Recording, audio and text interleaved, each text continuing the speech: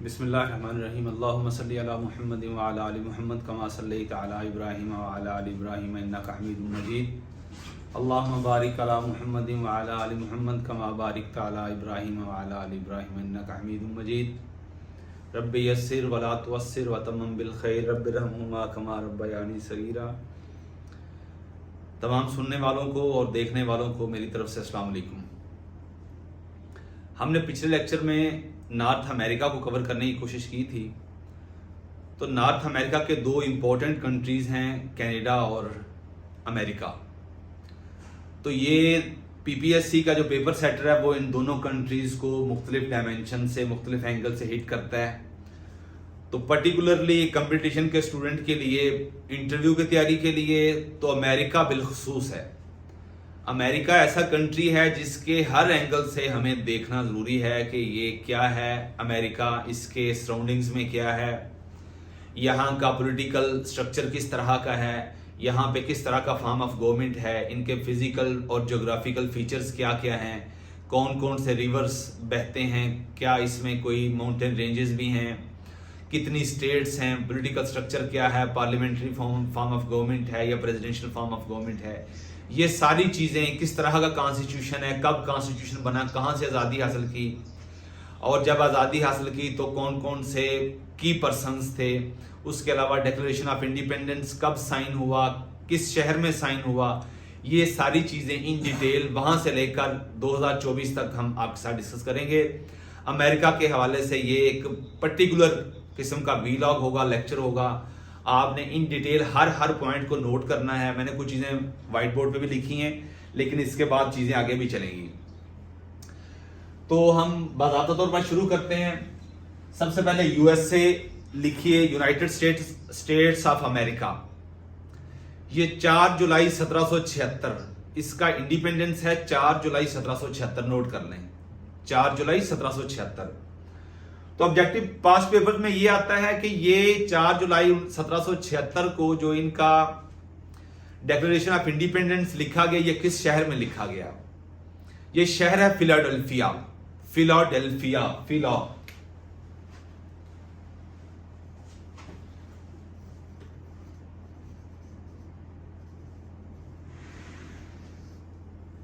Philadelphia, ये note कर लें।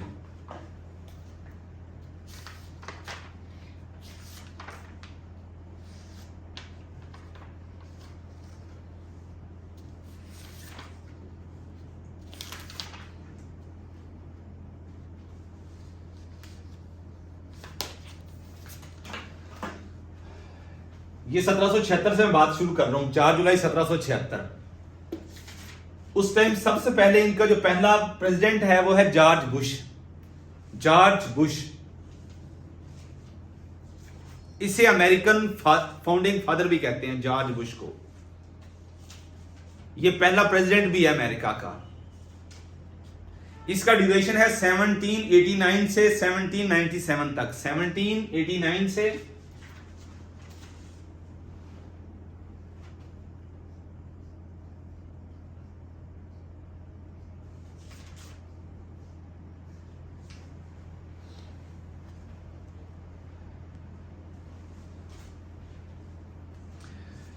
ये फिलाडेल्फिया के अंदर 1776 में 4 जुलाई को फिलाडेल्फिया के अंदर 13 स्टेट्स, ये भी पीपीएससी की ऑब्जेक्टिव है। कुल कितनी उस टाइम रियासतें थी, टेरिटरीज थी। उस टाइम जो वर्ड यूज होता है वो टेरिटरीज का वर्ड यूज होता है। टोटल 13 टेरिटरीज थी, जिसे आज हम रियासतें कहते हैं। टोटल 13 रियासतें थी जिन्होंने डिक्लेरेशन ऑफ इंडिपेंडेंस पर साइन किए थे। 13 रियासतें थी, ये 13 स्टेट्स, ये लिखते हैं। अब डिक्लेरेशन ऑफ इंडिपेंडेंस लिखने के लिए कमेटी बनाई गई थी। इसके 5 रुकनी मेंबर्स हैं उसके, ये लिख लें। जो कमेटी बनी डिक्लेरेशन ऑफ इंडिपेंडेंस लिखने के लिए, कितने मेंबर्स पर मुश्तमिल कमेटी थी? 5 मेंबर्स पर मुश्तमिल कमेटी थी। और उसमें जो इनका फाउंडर ऑथर है उसका नाम लिख लें।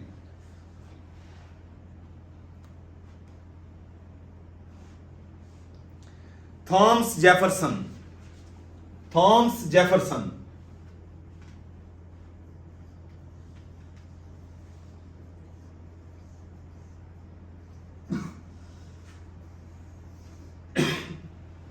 ऑब्जेक्टिव ये भी आ जाती है कि who was the architect of American constitution और डिक्लेरेशन ऑफ इंडिपेंडेंस, वो है थॉमस जेफरसन।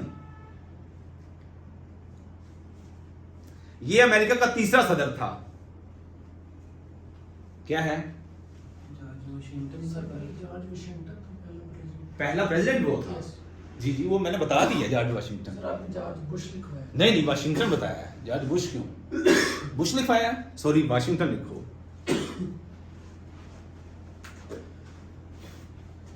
आप मुझे उसी टाइम बताते हैं ना। जॉर्ज वाशिंगटन फर्स्ट प्रेसिडेंट, बानी भी यही था। अच्छा, तीसरा जो मैंने लिखवाया है थॉमस जेफरसन, ये फाउंडर और इसको architect of declaration of independence भी लिखते हैं थॉमस जेफरसन को। थॉमस जेफरसन ये अमेरिका का तीसरा सदर था।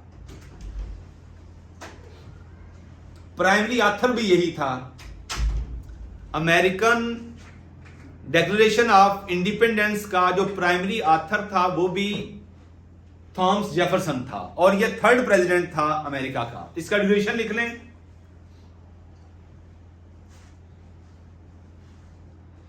1801 से 1809।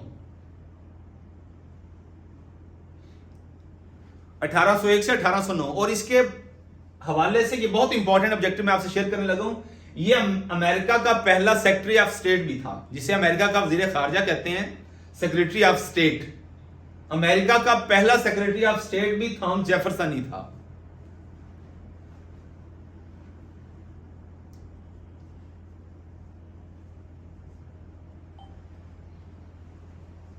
हो गया। अमेरिका की टोटल 50 स्टेट्स हैं। जब मैंने बता दिया कि जब डिक्लेरेशन ऑफ इंडिपेंडेंस साइन हुआ तो कितनी रियासतें थी उस टाइम? 13 रियासतें थी, 13 रियासतें। उसको 13 टेरिटरीज या 13 कॉलोनीज भी कहते हैं उसे। ये हो गया। अब दो कंट्रीज, दो ओशंस के दरमियान ये घिरा हुआ कंट्री है। एक है पैसिफिक ओशन, दूसरा है Atlantic ocean. Pacific west side पे है, अटलांटिक इसके ईस्ट साइड पे है। ये होगी चीज। जब मैंने 50 रियासतों की बात की, अब अमेरिका की 50 रियासतें हैं। इसमें से सब रकबे के एतबार से largest state of America by area, largest by area वो अलास्का है। अलास्का रशिया से खरीदी थी। अलास्का कब? 1867 में। यस सर, 1867 में जी जी, रशिया से खरीदी थी अलास्का। नोट कर लें, ये 1867 रशिया से खरीदी थी। ये लार्जेस्ट बाय एरिया है अलास्का। तो स्मॉलेस्ट बाय एरिया कौन सी रियासत है, स्टेट है अमेरिका की? Rhode Island, RHODE, Rhode Island smallest state of America Rhode Island है। तो क्वेश्चन पैदा होता है कि हम कहते हैं कि टोटल 15 स्टेट्स हैं, टोटल 50 स्टेट्स।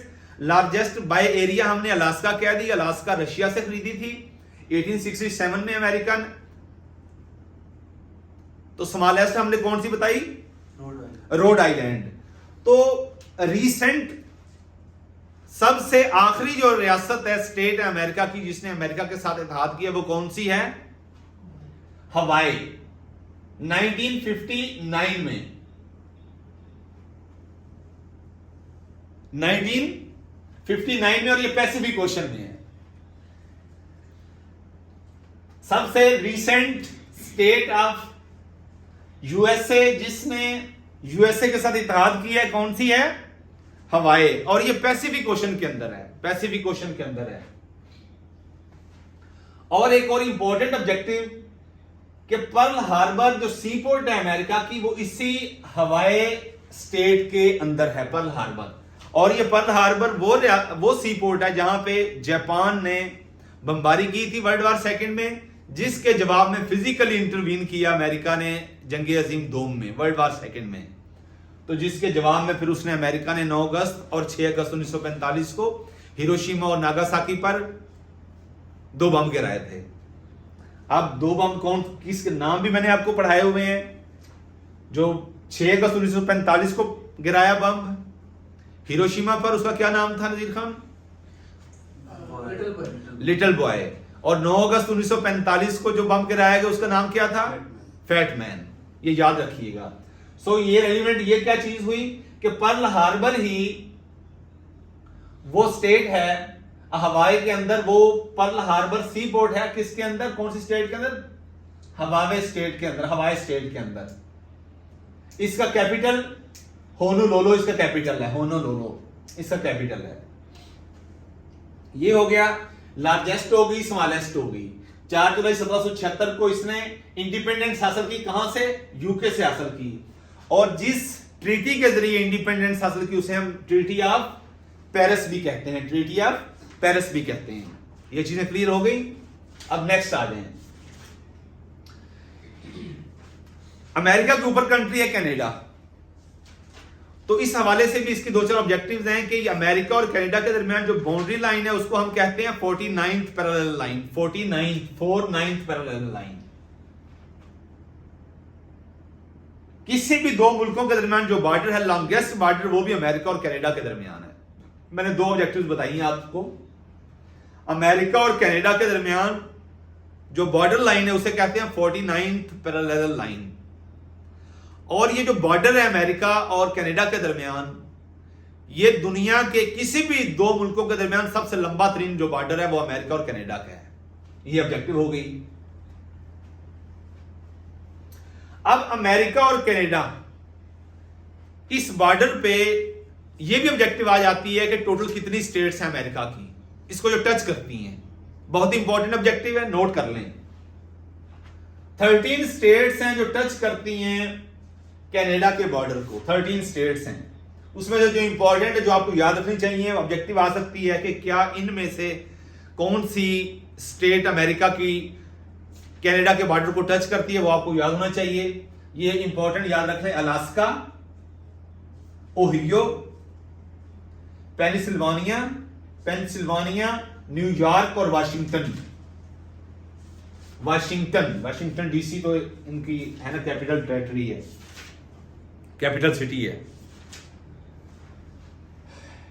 ये अगर ऑब्जेक्टिव इस तरह आ सकती है कि अलास्का स्टेट जो है, 3 ऑब्जेक्टिव्स और आ जाएं और उसमें एक ये आ जाए तो आपको पता हो कि हाँ अलास्का इंपॉर्टेंट जो है ना, जो सुर्खियों में रहती हैं, खबरों में रहती हैं, उन स्टेट्स का आपको पता होना चाहिए कि ये एक तो ये बात हो गई कि अमेरिका और कनाडा के बॉर्डर के साथ जो अमेरिका की स्टेट्स टच करती हैं वो 13 हैं। ये क्लियर हो गया। अब उनमें से जो इंपॉर्टेंट मैंने आपको कहा याद रख लें, आप अलास्का याद रख लें, ओहियो याद रख लें, पेंसिल्वानिया और न्यूयॉर्क, ये याद रख लें ऑब्जेक्टिव के लिए। अब मैक्सिको के बॉर्डर पे जिस तरह मैंने कहा कि यहां पे 13 जो स्टेट्स हैं वो टच करती हैं। कितनी स्टेट टच करती हैं? 13 स्टेट टच करती हैं, 13 स्टेट्स कनाडा के बॉर्डर पे। ऐसे मैक्सिको, जैसे अमेरिका के ऊपर कनाडा है, अमेरिका के नीचे मैक्सिको है। मैक्सिको के बॉर्डर के साथ इसकी 4 स्टेट्स टच करती हैं, कैलिफोर्निया, एरिज़ोना, न्यू मैक्सिको और टेक्सास। ये 4 स्टेट्स हैं, आपको पता होना चाहिए। एक दफा सुन लिया आपने तो अब याद रख लें इन चीजों को कि मैक्सिको बॉर्डर के साथ अमेरिका की 4 स्टेट्स जो टच करती हैं, कैलिफोर्निया, एरिज़ोना, न्यू मैक्सिको और टेक्सास। न्यू मैक्सिको अलग स्टेट है और मैक्सिको एक अलग स्टेट है। सही चल रहा है? हाँ जी, वो मैं तो स्टेट का नाम दोबारा सॉरी, अच्छा, कनाडा के साथ California first one, California second one, Arizona third one, new Mexico. New Mexico is a state of America. Mexico एक अलग कंट्री है और न्यू मैक्सिको स्टेट है। और टेक्सास। ये 4 स्टेट्स हैं मैक्सिको की।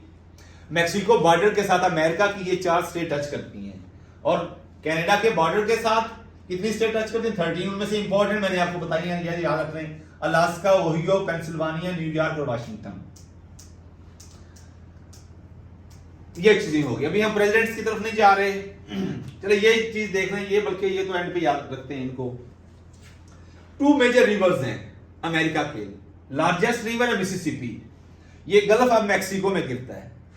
कौन सी गल्फ? गल्फ ऑफ मैक्सिको के अंदर गिरता है ये। तो शॉर्टेस्ट, अब ये यहां पे बहुत इंपॉर्टेंट ऑब्जेक्टिव है।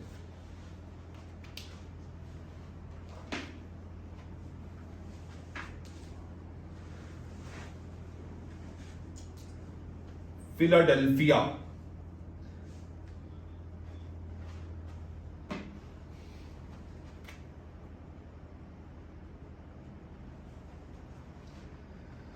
जब मैंने कहा कि लार्जेस्ट रिवर जो है अमेरिका का वो कौन सा है? Mississippi river. Mississippi river gulf of Mexico में गिरता है। तो फिर shortest river of the world वो रोए रिवर है। रोए रिवर 61 मीटर इसकी लंबाई है, 61 मीटर, 61 मीटर इसकी लंबाई है। ये ट्रिब्यूटरी है मिसिसिपी रिवर की, बल्कि मिसिसिपी रिवर की ट्रिब्यूटरी है ये रिवर रोए। और ये भी नॉर्थ अमेरिका के अंदर है। रिवर रोए, लार्जेस्ट रिवर मिसिसिपी और शॉर्टेस्ट रिवर रोए रिवर, ROE, रोए रिवर। अब अमेरिका और कनाडा के बॉर्डर पे 5 लेक्स भी, जिन्हें ग्रेट लेक्स कहते हैं, और ये सारी फ्रेश वाटर लेक्स हैं। इस वजह से इनको ग्रेट लेक्स एरिया भी कहते हैं, ग्रेट लेक्स। उनमें से एक सुपीरियर लेक है, फ्रेश वाटर लेक की, सब दुनिया की सबसे बड़ी lake fresh water lake, superior lake, ये हो गई। अब 4 और हैं, वो हमने कहा था हूम के नाम से, Huron, HURON। Number 1 lake of Huron, HURON। O for Ontario, Nazir Khan, Ontario, lake of Ontario. M for Michigan, E for Erie, Erie lake, Michigan lake, Ontario lake और ह्यूरन लेक। 4 ये और 5वीं सुपीरियर लेक। ये 5 lakes हैं जो USA Canada border के ऊपर वाक़े हैं, ये याद रख लें।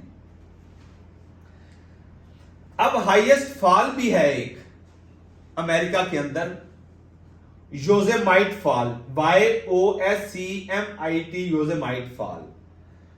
अब अमेरिका और कनाडा के बॉर्डर पे एक और भी फॉल है, खूबसूरती के एतबार से बहुत मशहूर है, वो है नियाग्रा फॉल। वो भी याद रख लें, आपको पता होना चाहिए नियाग्रा फॉल कहां वाक़ है, अमेरिका और कनाडा के बॉर्डर पे। बहुत important, Yosemite fall 5th largest fall of the world है। ये चीजें होगी।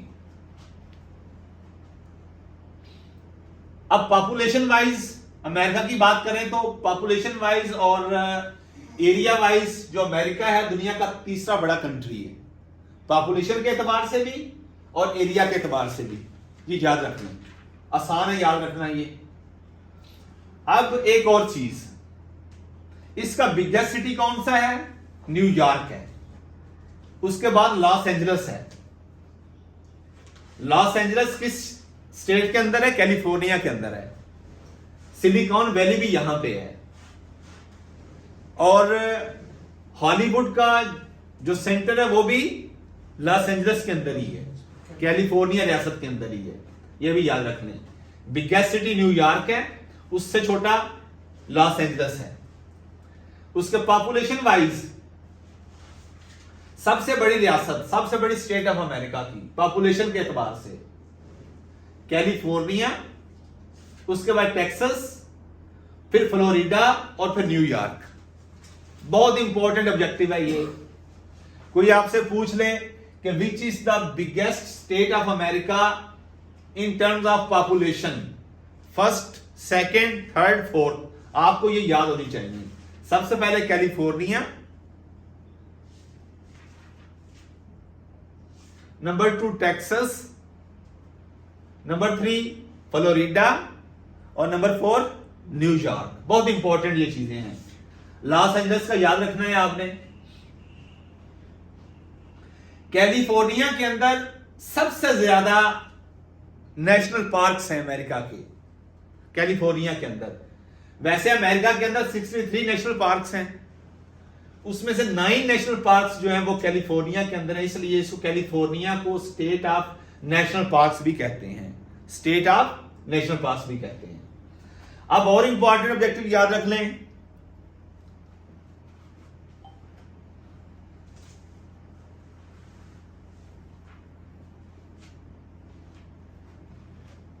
ये मैंने इसलिए लिखा है कि 9/63, इसका मतलब ये टोटल नेशनल पार्क कितने हैं अमेरिका के अंदर? 63। उसमें से सबसे ज्यादा जो 9 है वो किस स्टेट के अंदर है? कैलिफोर्निया के अंदर है। नेक्स्ट आ जाए, अमेरिका का जो फ्लैग है उसमें 13 लाइंस हैं। 13 लाइंस, ये याद रख लें, याद रह जाएंगी चीजें, ये ऑब्जेक्टिव में 12 आया हुआ है। ये 13 लाइन से मुराद के first 13 colonies, first 13 states of America जिन्होंने डिक्लेरेशन ऑफ इंडिपेंडेंस पर साइन किए हैं, ये 13 लाइंस वो हैं, और 50 स्टार्स हैं। अमेरिका के फ्लैग के ऊपर कितने स्टार्स हैं? 50 स्टार्स हैं। 50 स्टार्स किस चीज को एक्सप्रेस करते हैं? 50 स्टेट्स को एक्सप्रेस करते हैं। 50 स्टेट्स, स्टार स्टेट्स को एक्सप्रेस करते हैं। अमेरिका की बड़ी इंपॉर्टेंट ऑब्जेक्टिव है, अमेरिका की कोई ऑफिशियल लैंग्वेज नहीं है, वर्किंग लैंग्वेज इंग्लिश है उनकी, नो ऑफिशियल लैंग्वेज। अमेरिका का national bird American bald eagle बोलते हैं। पूरा नाम इसका है American bald, BALD, bald eagle. America का नेशनल बर्ड कौन सा है? American bald eagle. और ये ऑब्जेक्टिव भी है, और आपको वैसे भी ये पता होना चाहिए कि अमेरिका की जो प्रेसिडेंट की स्टैंप है उसके अंदर भी यही बर्ड है, इसी बर्ड को उन्होंने परोया हुआ है, American bald eagle.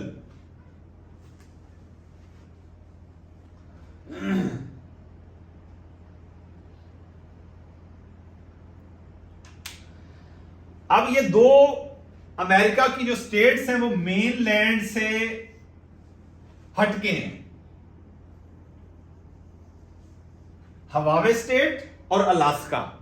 Alaska Russia के ऊपर है, बिल्कुल साथ ही उसके रशिया से खरीदी थी 1867 में, और हवावे जो है ये अलहदा है, नीचे है ये हवावे। ये रीसेंट जो अमेरिका की स्टेट है जिसने वेरी रीसेंट ज्वाइन किया अमेरिका को, कब? 1959 में। पर्ल हार्बर भी इसी के अंदर ही है। पर्ल हार्बर जो सी पोर्ट है ये हवावे के अंदर है। Latest very recent American state which joint US union mainland से। अब अमेरिका का हाईएस्ट पॉइंट कौन सा है? ये एक पहाड़ी सिलसिला है, माउंटेन रेंज है, जिसे ये अलास्का जो हमने ऊपर बात की ना, अमेरिका स्टेट, ये अलास्का स्टेट जो है, अलास्का स्टेट के साथ ही माउंटेन रेंज बनती है, उसको अलास्का रेंज कहते हैं, अलास्का रेंज। उसी अलास्का रेंज के ऊपर एक है point Denali point, Denali point. Highest point कौन सा है? डिनाली पॉइंट है। किस माउंटेन रेंज का? अलास्का माउंटेन रेंज का है। तो ये हाईएस्ट हो गया पॉइंट, हाईएस्ट पॉइंट हो गया। अब लोएस्ट पॉइंट कौन सा है? लोएस्ट पॉइंट डेथ वैली है, ये कैलिफोर्निया स्टेट के अंदर है। कैलिफोर्निया स्टेट के अंदर डेथ वैली ये हो गया। अब सबसे ज्यादा नोबेल प्राइज जिस कंट्री ने विन किए हुए हैं वो भी अमेरिका है, और अमेरिका ने 403, टोटल 900 समथिंग, 903 या 4 नोबेल प्राइज लोगों को मिल चुके हैं, जिसमें 403 नोबेल प्राइज जो है ना अमेरिका ने विन किए हुए हैं। ऐसे तरक्की नहीं होती। मैं इनका पॉलिटिकल स्ट्रक्चर देख रहा था, तो जिस तरह मौजूदा अमेरिका का जो प्रेसिडेंट है जो बाइडेन है, और मौजूदा अमेरिका का जो वाइस प्रेसिडेंट है, जिस सीक्वेंस से पहला सदर और तीसरा वाइस प्रेसिडेंट जो है बाद में वो सदर बन जाता, लाइक किसी भी मुल्क का जो पॉलिटिकल सिस्टम होता है ना, वो उसकी जमहूरी इक़्तिदार को प्रमोट करने के लिए बैकबोन का रोल प्ले करता है। मैं अमेरिका का इंडिया और पाकिस्तान के कॉन्स्टिट्यूशनल और पॉलिटिकल सिस्टम से कंपैरिजन कर रहा था, तो मुझे समझ आई कि ये ही वो चीजें होती हैं, अगर इनको फॉलो कर लिया जाए तो आपके मुल्क के अंदर जो जमहूरी कल्चर है, जो डिसीजन मेकिंग में पब्लिक की पार्टिसिपेशन है, वो किस तरह सॉलिड होती है। कॉन्स्टिट्यूशनल प्रोसेस अगर आपका स्मूथ चले, पॉलिटिकल स्ट्रक्चर आपका स्मूथ चले, तो फिर आपको तरक्की से कोई नहीं रोक सकता। हम अपने इनिशियल 6 इयर्स को देख लें, 6 क्या, हम अपने 1947 से 1956 तक देख लें, हमारे at least 7 to 8 prime minister change हुए हैं।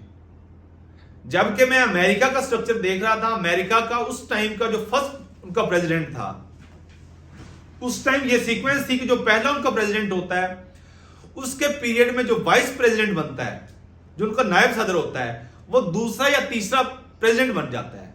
यानी उसको सिस्टम की समझ आ जाती है, उसको अपने मुल्क की प्रायोरिटीज की, प्रॉस एंड कॉन्स की, पॉलिटिकल स्ट्रक्चर्स की, प्रायोरिटीज की, प्रेफरेंसेस की समझ आ जाती है, तो फिर सिस्टम इवॉल्व करके उसको प्रेसिडेंट बना देता है। ये कब की बात कर रहा हूं? ये 1776 से ऑनवर्ड की बात कर रहा हूं। अमेरिका का जो पहला नायब सदर था, वो ही जाकर तीसरा आपका सदर बनता है। ऐसे ही आज जो आज अमेरिका का वाइस प्रेसिडेंट है, कमला हारिस जो है, इसने तीसरी जाके आपकी सदर बन जाना है। ये उनका सिस्टम है, एक सिस्टम इवॉल्व होता है ऐसे। यानी पहला अमेरिका का जो नायब सदर था वो जॉन एडम्स था, जॉन एडम्स। और अब हमारा जो नायब, जो अमेरिका का जो मौजूदा नायब सदर है, वो खातून है, कमला हारिस, KAMALA, कमला हारिस। कमला हारिस कह लें उसे, कमला हारिस कह लें। अमेरिका का जो पहला नायब सदर था वो कौन था? जॉन एडम्स, जॉन एडम्स था। सो बात कर रहा था कि जो सिस्टम होते हैं वो इवॉल्व होते हैं और फिर वो ऐसी वैल्यूज और इकदार ले आते हैं कि आपका सारा पॉलिटिकल स्ट्रक्चर खड़ा हो जाता है, लोगों के अंदर एक सिविक सेंस आ जाती है, पॉलिटिकली लोग इतने मैच्योर हो जाते हैं कि वो डिसीजन मेकिंग में अपना हिस्सा डालना फर्ज समझते हैं। तो हमारे बदकिस्मती से वो चीजें कंटिन्यू नहीं कर सकी, जिसकी वजह से negative forces against democratic culture जो है ना, वो ज्यादा प्रीवेल की हैं। सो ऑब्जेक्टिव ये बनती है कि जो oldest president of America, oldest in a sense के जिसकी सबसे ज्यादा एज रही है, अमेरिका का सबसे ज्यादा उम्र रसीदा शख्स जो सदर बना है, वो कौन है? ये ऑब्जेक्टिव है। वो मौजूदा सदर है जो बाइडन, 46वां सदर है और डेमोक्रेटिक पार्टी से इसका ताल्लुक है, ये याद रख लें। यंग ओल्डेस्ट प्रेसिडेंट कौन सा है? जो बाइडन, मौजूदा। और ये तो हो गया उम्र रसीदा। तो सबसे फिर यंगेस्ट कौन सा हुआ? नौजवान तरीन जो था वो था John F Kennedy. John F Kennedy youngest president of America objective आ जाती है। पास्ट पेपर्स आप 200 पढ़ लें तो आपको ये ऑब्जेक्टिव नजर आएगी। John F Kennedy, youngest president of America. तो एक और ऑब्जेक्टिव आती है, longest tenure of American president कौन सा है, जिसका सबसे ज्यादा लंबा दौरानी है?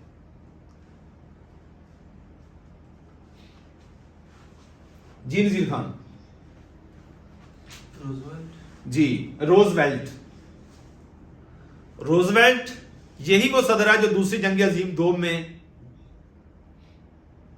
हैरी ट्रूमैन से पहले था। 22वां सदर था रोजवेल्ट, जो जंग अजीम 2 में था, और ये वो सदर है जिसका सबसे ज्यादा लंबा पीरियड है। अगर ऑब्जेक्टिव आ जाए कि मोर देन 2 टाइम्स कौन सदर था, तो वो यही है, रोजवेल्ट। हालांकि अमेरिका का कॉन्स्टिट्यूशन 2 टाइम्स से ज्यादा प्रेसिडेंट नहीं डिक्लेयर करता, मैं आपको बताऊंगा कि वो कौन सी अमेंडमेंट है, वो कौन सी तरमीम हुई है अमेरिकन कॉन्स्टिट्यूशन में जो ये बताती है कि दूसरा सदर नहीं बन सकता, वो भी एंड पे बताऊंगा आपको। तो ये ओल्डेस्ट आ गया, उम्र रसीदा शख्स कौन सा है? जो बाइडेन 46 प्रेसिडेंट है। यंगेस्ट मैंने बताया जॉन एफ कैंडी है। उसके बाद मैंने बताया कि लंबा तरीन पीरियड किसका है? रोजवेल्ट का है। रोजवेल्ट 22वां सदर था और ये जंग अजीम दोम जब हुई तो ये सदर था।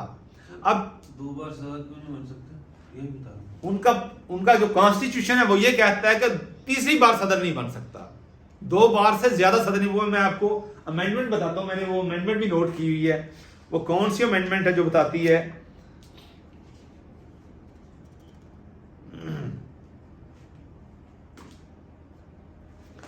जो सबसे लंबा दुरानी है वो फ्रैंकलिन रोजवेल्ट, उसका नाम है फ्रैंकलिन रोजवेल्ट। 32वां सदर था ये। 32वां था, 22वां सदर था, सॉरी 22वां सदर था।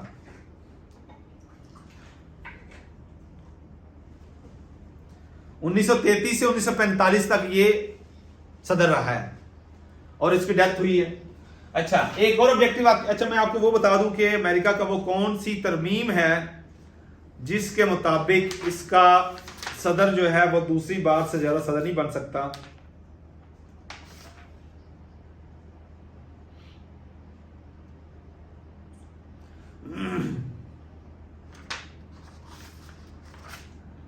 चलिए मैं एंड पे आपको बता दूंगा ये कौन सा है, मैंने वो नोट किया हुआ है।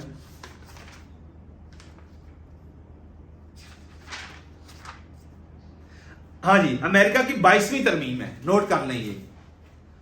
अमेरिका ये भी ऑब्जेक्टिव आती है कि अमेरिका की कॉन्स्टिट्यूशन के अंदर टोटल कितनी अमेंडमेंट्स हो चुकी हैं, तरमीम हो चुकी हैं।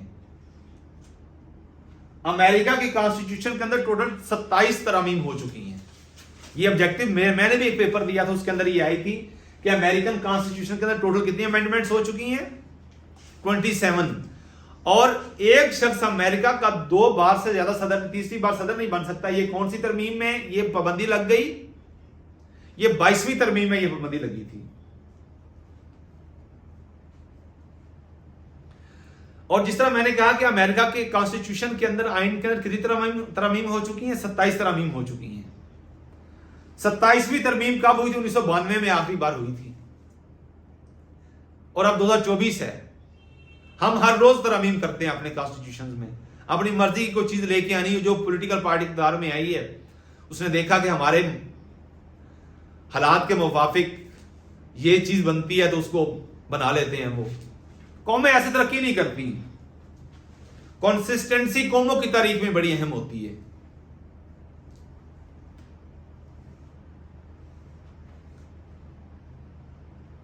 बाईसवीं तरमीम के मुताबिक 2 बार से सदर नहीं बन सकता और यह तरमीम 21 मार्च 1947 को पास हुई थी। 22वीं तरमीम जिसके मुताबिक अमेरिकी सदर 2 बार से ज्यादा सदर नहीं बन सकता, एक शख्स तीसरी बार सदर नहीं बन सकता, वो कब हुई थी? 1947 में। 21 मार्च 1947 में यह तरमीम पास हुई थी। वो चल रहा उसके साथ अटैच हो जाएगी। ओके, अब बड़ा एक इंपॉर्टेंट चीज है कि कौन सा पहला सदर था जिसने पाकिस्तान का विजिट किया?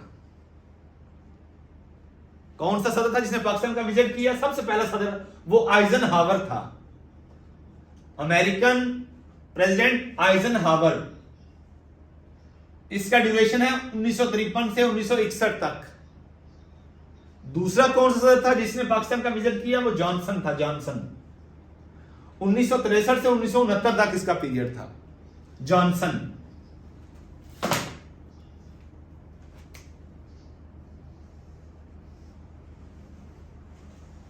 पाकिस्तान विजिट, पहला अमेरिकन सदर जिसने पाकिस्तान का विजिट किया, बहुत इंपॉर्टेंट ऑब्जेक्टिव है, आइजनहावर।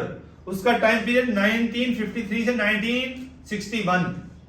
दूसरा कौन सा था? प्रेसिडेंट जॉनसन, उसका था 1963 से 1969। और तीसरा निक्सन था, निक्सन। निक्सन का पीरियड है 1969 से 1974 तक। और ये एक और ऑब्जेक्टिव आपको मैं बता रहा हूं, पूरे 500 नंबर की एक ऑब्जेक्टिव है कि अमेरिकन सदूर में से अमेरिकी सदूर में से कौन सा सदर है जिसका मुआवजा हुआ है? मुआवजे के लिए जो वर्ड यूज होता है वो यूज होता है इम्पीचमेंट। इम्पीचमेंट, IMPEACH, इम्पीचमेंट, मुआवजा। ये वाहिद अमेरिकन सदर था निक्सन जिसका मुआवजा हुआ। और ये कौन सा इसके खिलाफ स्कैंडल बना था? Watergate scandal. वाटरगेट स्कैंडल में अमेरिकन सदर का मुआवजा हुआ था और उसका पीरियड है 1969 से 74 तक। Watergate scandal basically spine type था कोई स्कैंडल, ये भी कुछ ना। स्पाइन इन सेंस ये इनके जासूसी किसी की स्पाई, जी। स्पाई टाइप था, जी। कोई जासूसी से मुतालिका था। इसके बारे में मैं आपको डिटेल बाद में बताऊंगा। वाटर स्कैंडल आपने याद रखना है। फिर एक और ऑब्जेक्टिव यहां पे बनती है, जब पाकिस्तान टूटा है 1971 में, तो उस टाइम कौन सा अमेरिकन सदर था? यही निक्सन था। निक्सन।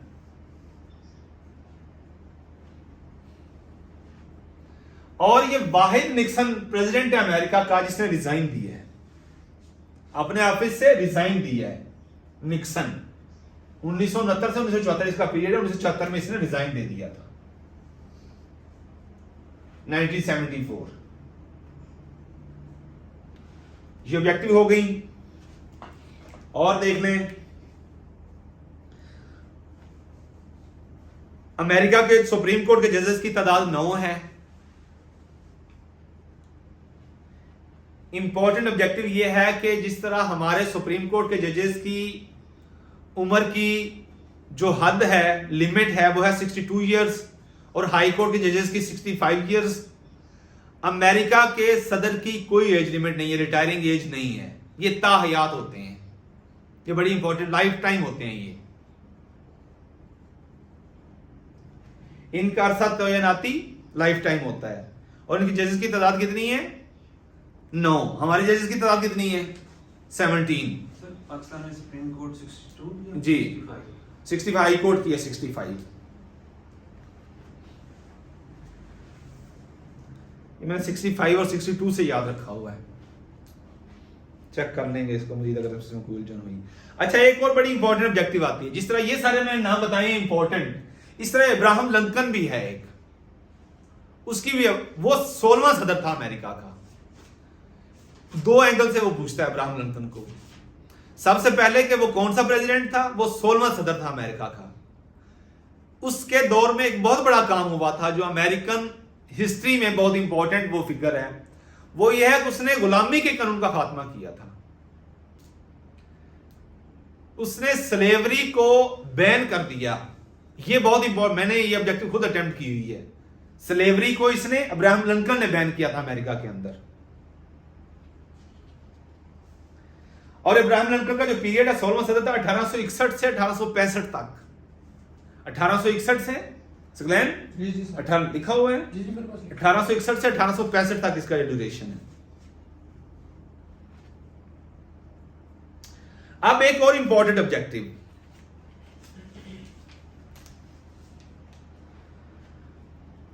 अमेरिका का जो कैपिटल है वो है वाशिंगटन डीसी।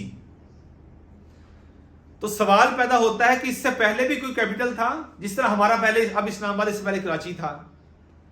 फिलाडेल्फिया, मैंने पहले शायद बताया, फिलाडेल्फिया अमेरिका का 1800 तक कैपिटल रहा है। पहला कैपिटल अमेरिका कौन सा था? फिलाडेल्फिया। नोट कर लें, ये फर्स्ट कैपिटल ऑफ अमेरिका। कब तक रहा सर ये? 1800 तक। फिलाडेल्फिया 1800 तक ये अमेरिका का कैपिटल रहा है। उसके बाद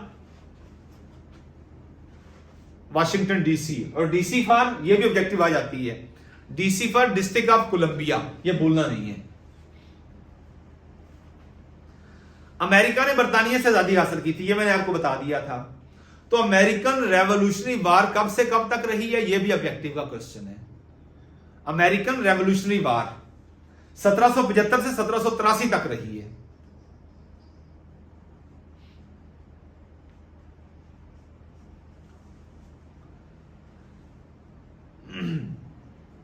ये जो फिलाडेल्फिया है ये पेंसिल्वानिया जो रियासत है उसका एक शहर है फिलाडेल्फिया। थोड़ा नोट करते जाएं, जी? मिटा के थोड़ा थोड़ा नोट। फिलाडेल्फिया।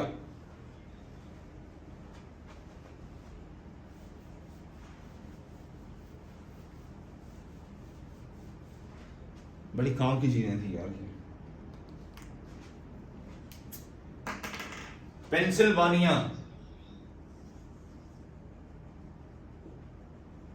चीजें याद रख लें। पेंसिल्वानिया रियासत है, स्टेट है ये,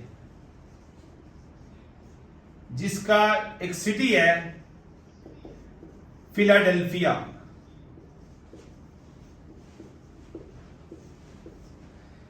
ये फिलाडेल्फिया 1800 तक अमेरिका का कैपिटल रहा है। उसके बाद आपका वाशिंगटन डीसी आ जाता है।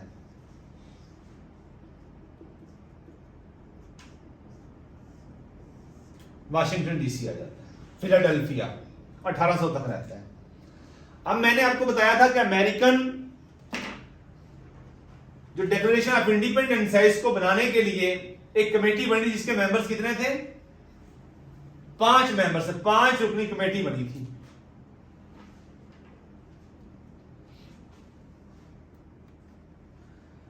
पांच रुकनी कमेटी बनी थी जिसने यूएस डिक्लेरेशन ऑफ इंडिपेंडेंस को लिखा था। उन 5 रुकनी कमेटी में से जो प्राइमरी ऑथर था वो था जॉन एडम्स। मैंने पहले आपको लिखवा दिया, जॉन एडम्स। उनमें से Livingstone, John Adams, Thomas Jefferson और बेंजामिन फ्रैंकलिन था। देखो प्राइमरी जो ऑथर था वो कौन था? थॉमस जेफरसन था। और ये ऑब्जेक्टिव भी आ जाती है कि who was the architect of American constitution, तो वो कौन है? Thomas Jefferson. ये भूलना नहीं है आपने। 4 जुलाई 1776 को अडॉप्ट किया गया। 13 रियासतों ने, 13 कॉलोनीज ने इस पर दस्तखत किए थे। फिलाडेल्फिया शहर था।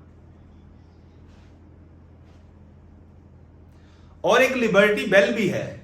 ये जिस तरह हम स्टैच्यू ऑफ लिबर्टी को ऑब्जेक्टिव बना लेते हैं ना, स्टैच्यू ऑफ लिबर्टी, इस तरह लिबर्टी बेल भी है। एक Liberty Bell, LIBERTY, Liberty Bell. ये भी फिलाडेल्फिया के अंदर है। फिलाडेल्फिया, DELPHIA, फिलाडेल्फिया के अंदर है लिबर्टी बेल। अच्छा, स्टैच्यू ऑफ लिबर्टी में बता रहा था, फ्रांस ने ये गिफ्ट किया था अमेरिका को 1867 में। तो इस स्टैच्यू ऑफ लिबर्टी के लेफ्ट हैंड में क्या है, ये ऑब्जेक्टिव भी आई हुई है। इसके ऐसे, जिस तरह मेरा ये हाथ है ऐसे, इसके लेफ्ट हैंड में डिक्लेरेशन ऑफ इंडिपेंडेंस है। 4 जुलाई 1776 को यह अडॉप्ट किया गया। और स्टैच्यू ऑफ लिबर्टी के लेफ्ट हैंड में क्या है? Declaration of independence. याद रखिएगा। लिबर्टी बेल का भी मैंने आपको बता दिया। नेक्स्ट, एक इंडिपेंडेंस हॉल भी है। इंडिपेंडेंस के हवाले से जो भी चीजें आपको नजर आएंगी वो फिलाडेल्फिया के अंदर आएंगी। इंडिपेंडेंस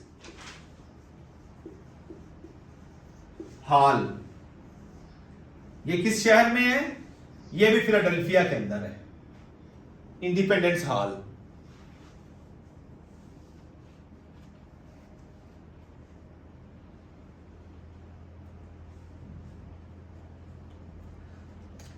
अमेरिकन रेवोल्यूशन मैंने आपको बता दिया। अमेरिकन रेवोल्यूशनरी वार 1775 से 1783 तक रही है। 1775 से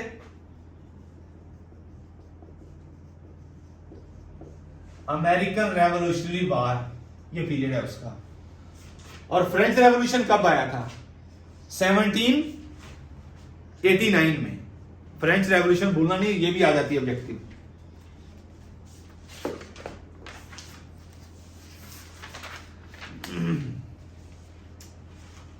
मौजूदा चीफ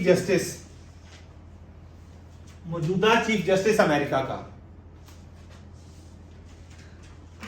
17वां चीफ जस्टिस है। 17वां चीफ जस्टिस है मौजूदा चीफ जस्टिस अमेरिका का। यह भूलना नहीं आपने। अब जरा करंट अफेयर के हवाले से अमेरिका को देख लेते हैं हम।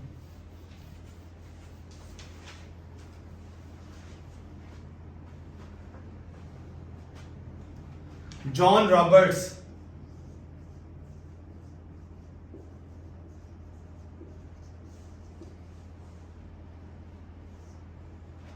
John Roberts chief justice of USA, ये 17वां चीफ जस्टिस है, 2005 से है। इसको जॉर्ज बुश ने अपॉइंट किया था।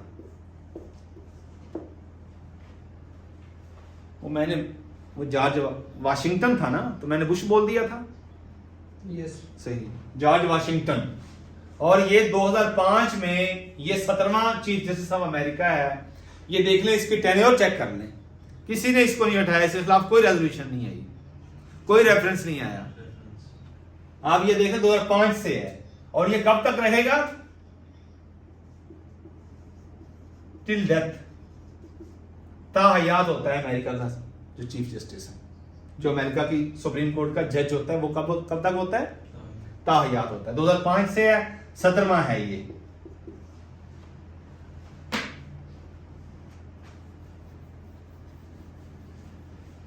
जॉन रॉबर्ट्स, भूलना नहीं है ये, जॉन रॉबर्ट्स।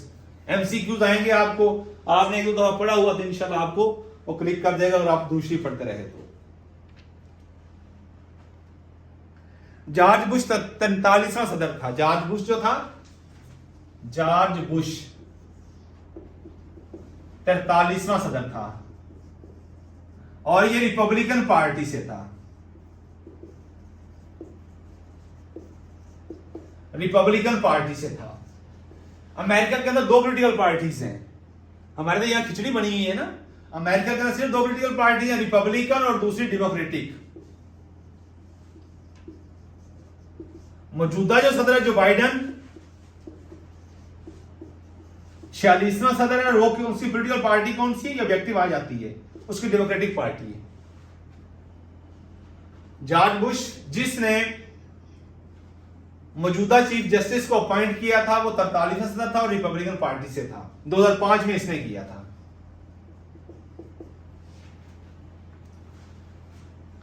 इसकी रियासत टेक्सास थी। टेक्सास बड़ा इंपॉर्टेंट है ये अफगान वार के हवाले से।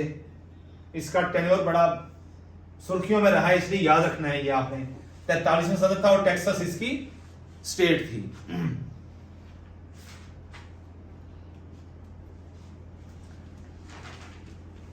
अब मौजूदा स्पीकर कौन सा है?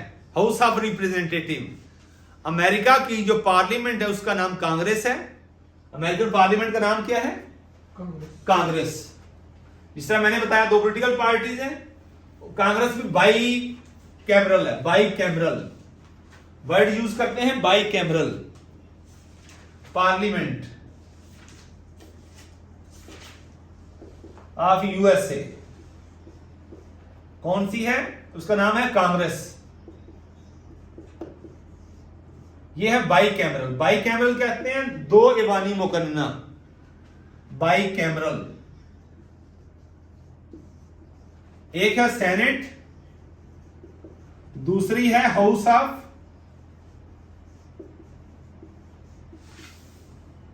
रिप्रेजेंटेटिव्स।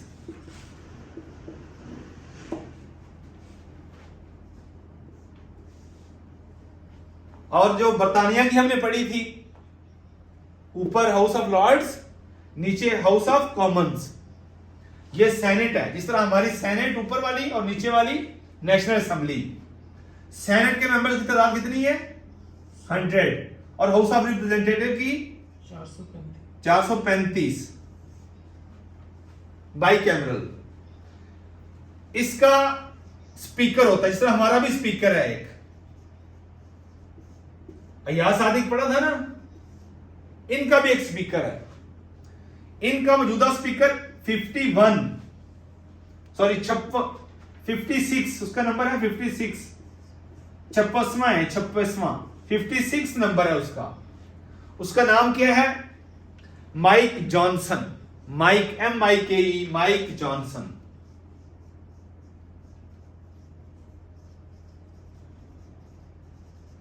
माइक जॉनसन उसका नाम है। ये 56 इसका नंबर है। 2023 से है, ये चीज हो गई।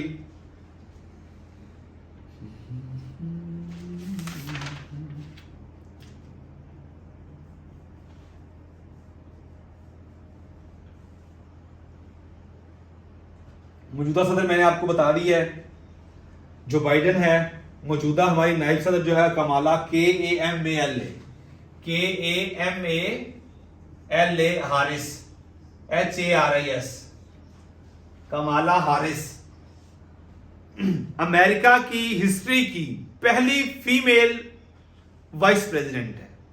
अमेरिका की हिस्ट्री की फर्स्ट फीमेल वाइस प्रेसिडेंट है ये, और ये 49th है, इसका नंबर है 49वां नंबर है, 49th वाइस प्रेसिडेंट है, VIC वाइस प्रेसिडेंट है ये। बहुत इंपॉर्टेंट है फिगर, ये ऑब्जेक्टिव ये सुर्खियों में छाई रहती है, आपको पता होना चाहिए वाइस प्रेसिडेंट है ये, पहली female vice president of American history is Kamala Haris. Democratic party है इसकी जो स्टेट है वो कैलिफोर्निया है। ऑब्जेक्टिव अहम है, कमाला हारिस की कौन सी है? कैलिफोर्निया।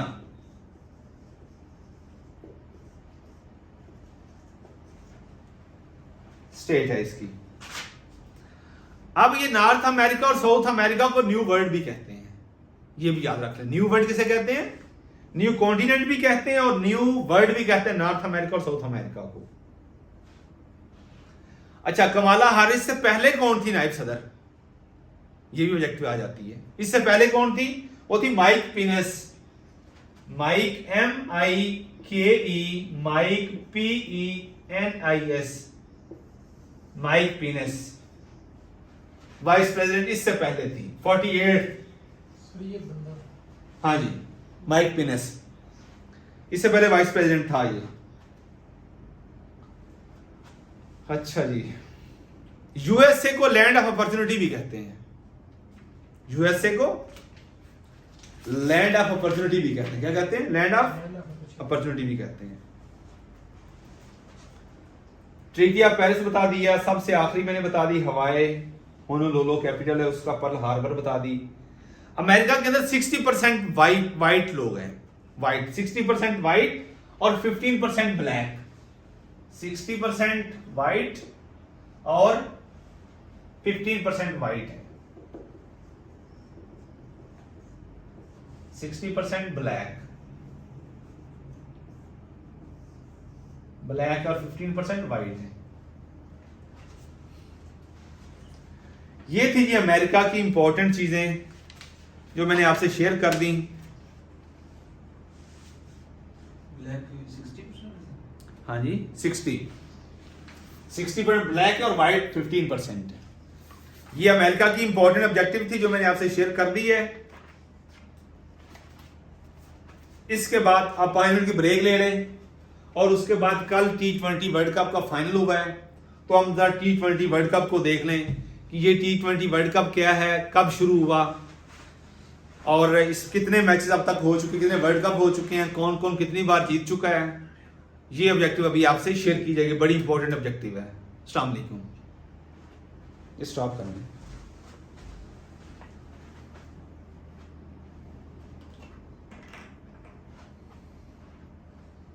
हाँ जी, होगी स्टॉप।